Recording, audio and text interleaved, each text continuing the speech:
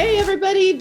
We are here with another Good Work show, and it's an outside show. It is. Both of us, shockingly enough, are outside of our homes in the office. In the office. This is weird. It is weird. It's weird. You know what? I had to text somebody because now I'm waiting on him to text me back. I got a holiday card from the organization where he's from, and it was like, this tells you how long I haven't been in here. I was like, what year was this from? I don't even know if it was from 2021. It could have been from 2020, but I was like, what year is this from? So I wait for him to respond. It's a good day. We're doing spring cleaning. So it's funny. We've been in our homes and so we've been cleaning out our homes, right? So like most of the stuff, there's really nothing left to donate. Very little left to donate, unfortunately. Well, I have it's deep. I have like pieces of like small things, like, it can go in a shopping bag as I go through stuff, but coming back into the office, we're like, ooh, this everything is attention. Yes.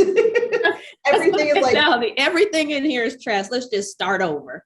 Well, here's the thing. When you come back and you look down and you're like, it's March 2022, and you're looking at something and it's dated March 2019, you realize, I don't need this. I don't need it's been or for me, I found a pair of shoes under my desk and I'm like, you know what? I'm gonna walk these over and donate them to Goodwill because I haven't looked for those shoes in 3 years.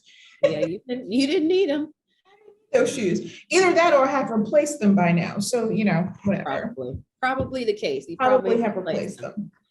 Well, speaking of replace, we're going to be talking about regenerative organic agriculture, yes, with Jeff Ketch from the Rodale Institute. I guess the regenerative was the word that kind of got me on the whole cycle thing, but donating, hey, that's a way to keep things out of the landfill. But we're going to be talking to him about how you can also help keep things out of the landfill and eat healthy and put good stuff in your body. So it's going to be a great interview. Looking forward to this. It's part of our Earth Month and Earth Day series that we are doing. We're talking to organizations that are hitting on how we can support and make the world we all live in a better place. So it's good. Yeah, so excited to do that. It's funny that we're in the same building, but we still can't be in the same room because it wouldn't work for this setup. So we're gonna well, that's the main thing. Yeah, so like it can't work. It doesn't work for our recording setup, but things are. We're gonna. We'll work it out. We will. Yeah, we'll figure it out at some point. I guess we could have put the laptop like way in the a far away, but then we'd be small. I feel like so it would have been weird. Yeah. So we'll work it out. Once we kind of get everything cleaned out and settled and figure out what life looks like. Which is what everybody's doing right now.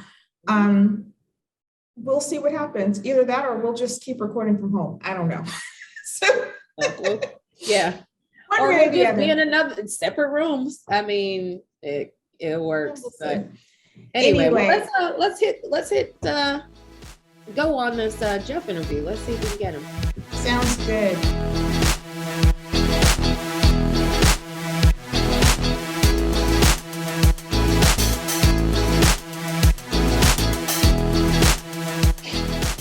Hello, everyone, and welcome back to this week's Good Work Show. We're excited because we've got a good episode for you today. So we've been doing a series on Earth Day. It's coming up, and we wanted to get some guests on the show that could tell us all about what they do in their mission, and so we could connect it back to Earth Month and Earth Day. So here joining us today is Jeff Ketch, who is the Chief Impact Officer for Rodale Institute. Welcome to the show.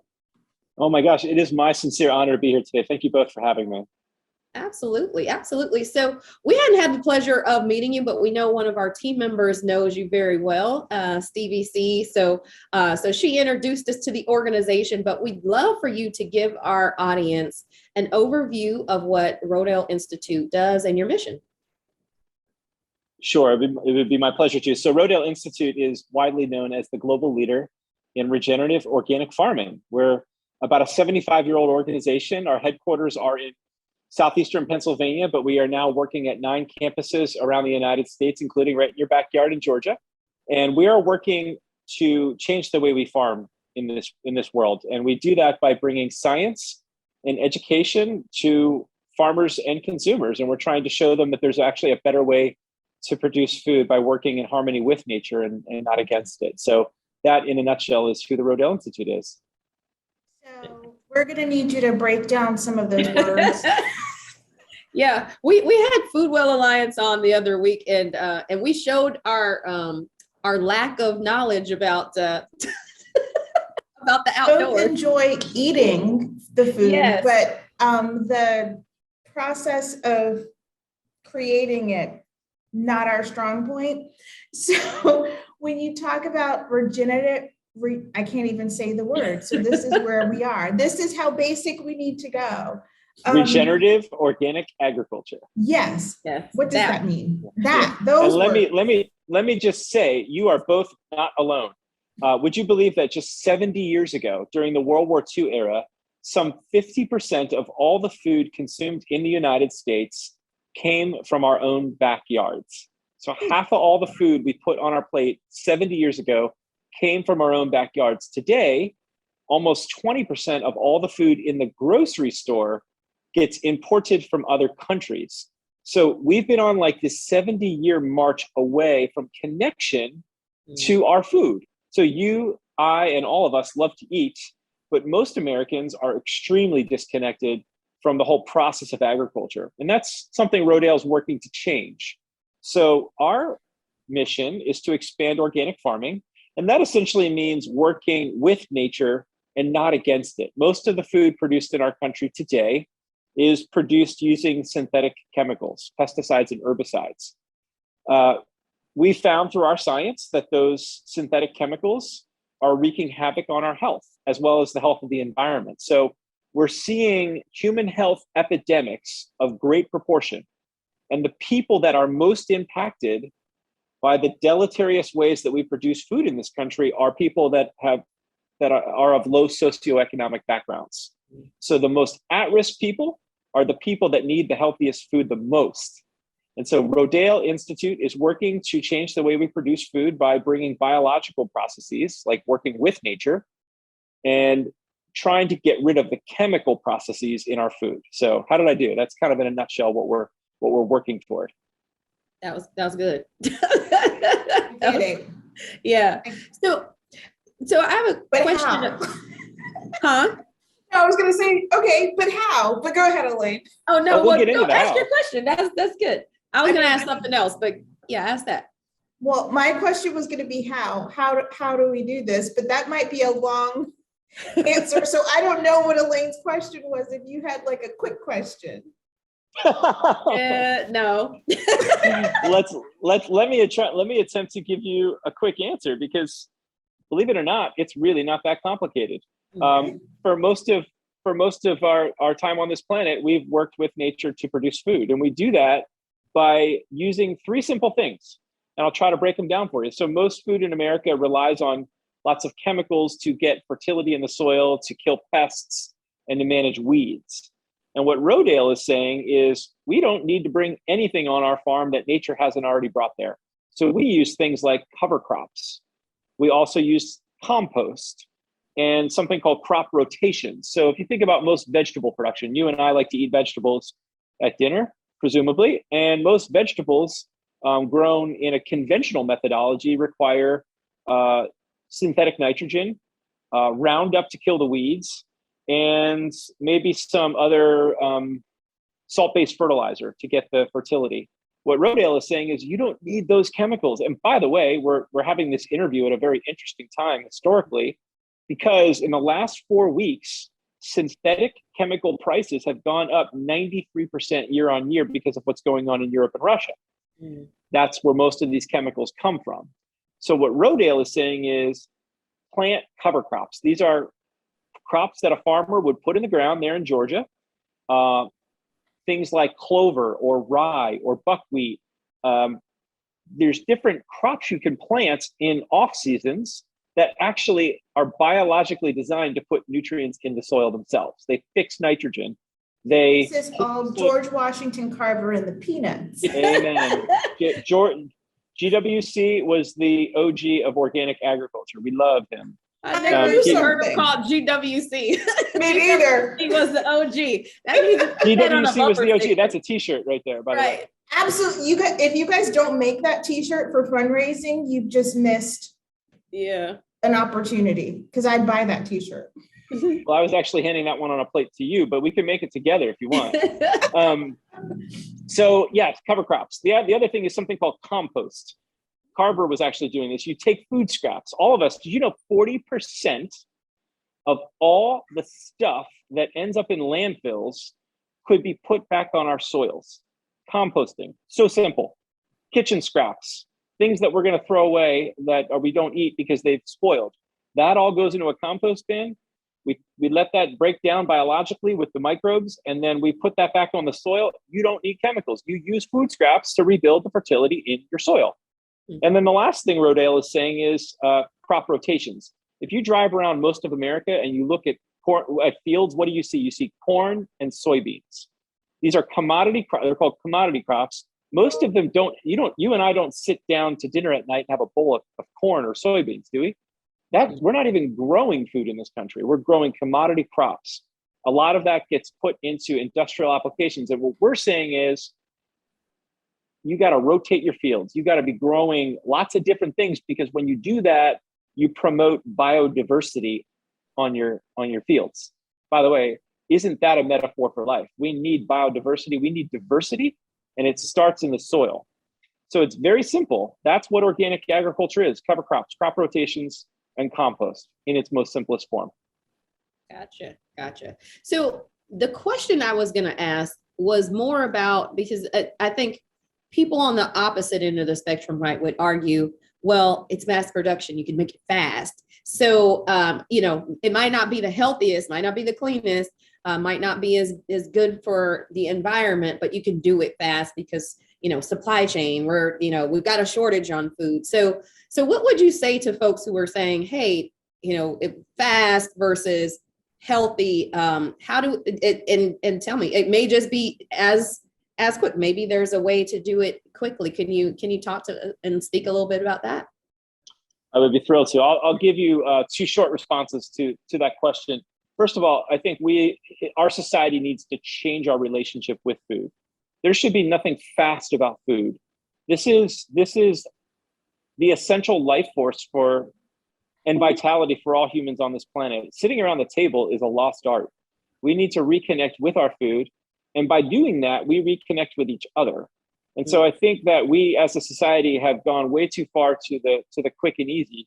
And guess what the result of that is? Just in 1960, so not that long ago, that was like, 50 years ago? So we were spending double the amount of our GDP on food than we were on healthcare, right? So like from a per capita basis, we were spending twice as much on food than we were on healthcare. Today, some 50 years later, we're spending 3 times as much on healthcare than we are on food. So fast and easy has got us sick and bankrupt. We've bankrupted our healthcare system because in the name of cheap fast food. Americans aren't eating food, they're eating frankenfood. They're eating food produced in a factory with a lot of packaging. And it is literally the worst any society has ever eaten in the history of civilization. So we need to develop a new relationship with food. Yeah. Great. I was hungry, but now, now I'm like, I'm making you feel guilty. No, I'm just, a little disgusted, honestly. Oh, there is so much hope in this story. I did actually have a very healthy lunch, I thought. So we'll see. Can I give you some hope? Yeah, please. Because there's a lot to be hopeful for. We can actually, and I'm so encouraged. So I should share with you both that Rodale, we now have a regional campus right in your backyard. Over in the Chattahoochee Hills is the Rodale Institute Southeast Organic Center. And we have a team of employees that are working there conducting science and education And the goal is you've got a lot of farmers right in your backyard. There are a lot of great farmers in Georgia, and there's 6 million people in the greater Atlanta area that need to eat every day. And you and I, we vote with our dollar 3 times a day by what we put on our plate. And so we actually can create local food economies again. There's thriving farmers markets that are popping up all over Atlanta. There are young, aspiring farmers that want to do the right thing. And now Rodale is there in your backyard to train them and to give them access to markets. And what we need as a society is to rebuild our relationship with our farmers. I always challenge people and I say, if every consumer would build a relationship with just one farmer in their community, we would change the way that food is produced in our economy. You guys in Georgia wouldn't need to rely on food coming in from other countries to feed you. You could rely on my friend Chris at Sparta Gardens. Shout out to Chris, an amazing organic farmer just outside of Atlanta. He needs a market. And so we could begin to develop this whole new relationship. I think what gives me a lot of hope is during the COVID pandemic, did either of you go to the grocery store and see bare shelves for the first time in your life? Mm-hmm. Right? Some of them are still bare. Yeah, seriously. Well, what happened? It was we saw this disruption in the supply chain. What COVID did is it exposed the fact that our relationship with food is out of balance. But what happened? Would you believe that during 2020, Americans planted 17 million new gardens in their backyard? Yeah. Direct farm sales. So farmers in your greater vicinity selling directly to you increased 420% year over year. So all of a sudden, COVID happened and we realized, we lost our relationship with health and our source of health, which is food and agriculture. So the hopeful news is we can change this very quickly. We are changing it very quickly. And we just need consumers to become more engaged in the process of farming and learning how to purchase food a little bit differently. Mm-hmm. So as a part of the Institute, because it's an institute, so we're assuming that people are learning things. So do you have programs, I assume, for everybody? So is it across the board? So it's like for farmers and for consumers? Because I would imagine that both of those pieces, both sides have to be educated to know that they need each other. You're brilliant, Trinice. Absolutely. It's a push and a pull. I like this interview. It's a push and a pull. We need to push our education and our science out to farmers. We have to push that out. And then we got to pull the consumer along. And so, yes, our campus over there in the Chattahoochee Hills is doing consumer events. You can go and take a tour. There's field days. We'll show you around. We'll give you an education. If you go on to rodaleinstitute.org, we have a free course right now called Becoming a Regenerative Consumer. It's a very short course. You could probably take it in a half hour. But I would encourage your audience to all go out there and take that course. You'll learn so much about everything I'm talking about today. And we need consumers going into the grocery store, searching out products that were grown in their own backyard. And we need to support organic farmers. So when you spend that little bit extra money on the organic food, it might cost you 20 or 30% more at the checkout, but the ramifications of that decision are exponential. What I tell people all the time is, why is it that we carry around $1,000 iPhones, but yet we want 39-cent hamburgers? Like, there has to be a reordering of our priorities in society in order to change the way we live. And so I think it's a very small sacrifice to spend a little bit more money on healthy food. And maybe it means my wife and I go out to dinner less because we want to save that money so that we could buy high quality food to cook at home. And the joy of that, it's like exponentially better. Yeah. So question, you mentioned going to the grocery store and buying organic, which sounds great. Like I fully support that, have done that. But is it better to have that relationship, or equally as important to have the relationship with the farmer in my backyard? I probably have one in my backyard based on where I live, so I could probably go. I live in Newton County, so I probably got folks that I could just go and like, hey, I can buy fresh eggs from you, versus going to Kroger and buying the organic eggs there, right? So speak to the balance of, how you should do it in the grocery store? And does it matter? Is it all sort of all boats rise? Elaine is also brilliant. That was an amazing question. I call it concentric circles. Okay. Like a Venn diagram. Yeah. So in the center of that concentric circle is, can I grow something in my own backyard? If the answer is yes, if I have a windowsill, I can put a couple of pots on there. There's something that happens at the soul level when you put seeds in the ground and you watch it grow and you nurture it. That changes your relationship with food. The second concentric circle out is exactly what you just said, Elaine. Can I actually meet someone in my community that grows food? And can I support them? Just by buying eggs. If I bought a dozen eggs a week from a farmer in my community, you better believe that has an exponential positive effect. Absolutely. Third concentric circle is, can I shop at an independent grocery store, one that's not owned by a big multinational company? Because when I do that, it keeps food dollars in my economy. Some disadvantaged farmer way out on the outskirts of my town might rely on that market to sell its products. And now you're keeping your food dollars in your community. And guess what? If you do that, there's going to be more farms than there are retail stores in your neighborhood. I don't know about you, but I'd much rather live around a farm than a warehouse. And then that fourth concentric circle, well, listen, we all rely on the grocery store. It's inevitable. And so when you're in Kroger or in Publix, look for the organic label on food, and as much as you can, try to support organic, because that is keeping chemicals out of the system. That is making the planet healthier, and it's going to ultimately make you healthier. And that's we should add another circle in there for the farmers markets. I can't believe I didn't say the farmers market. That actually is the second concentric circle. Because I was thinking, I was throwing the farmers market in with, that's where you're going to get the eggs. I assume you'd be going. It is. Yeah. Every Sunday morning, I have a spiritual practice, I call it. So it's my sort of church. I go to, there's a farmer's market about 1.5 miles from my house in my little town here in Pennsylvania. And that is the most profound experience, to wake up on a Sunday morning and roll over on my bicycle and to see Ben and Kara, the farmers that I buy my produce from the week.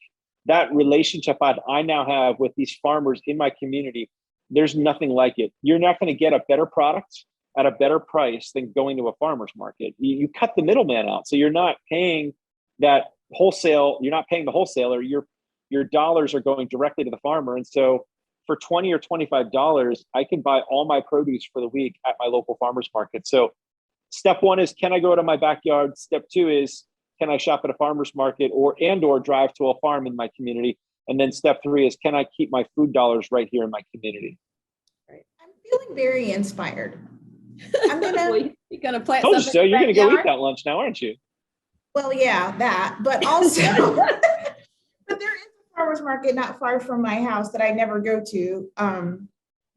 So I'm gonna go start checking that out. Because now that you're saying that, like, oh, that would be a nice thing to do on Saturday mornings, to go to the farmer's wonderful. market.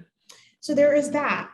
So I guess give us the website again so that folks know where to go and find all of this great information, because this is, I like that we're doing this series. We talked to Food Well Alliance, which is an organization right here in Atlanta that's doing similar things, teaching people how to do neighborhood gardens and backyard gardens. And this conversation has been such a good one. So we want to make sure that we're pointing people to the right direction to be able to continue to learn.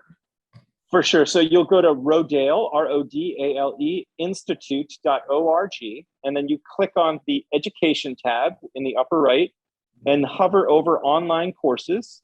Click that and then go take it's a free course, Becoming a Regenerative Consumer. I would recommend everyone take a few minutes to go watch that. And a lot of what I'm talking about now, we go into greater detail.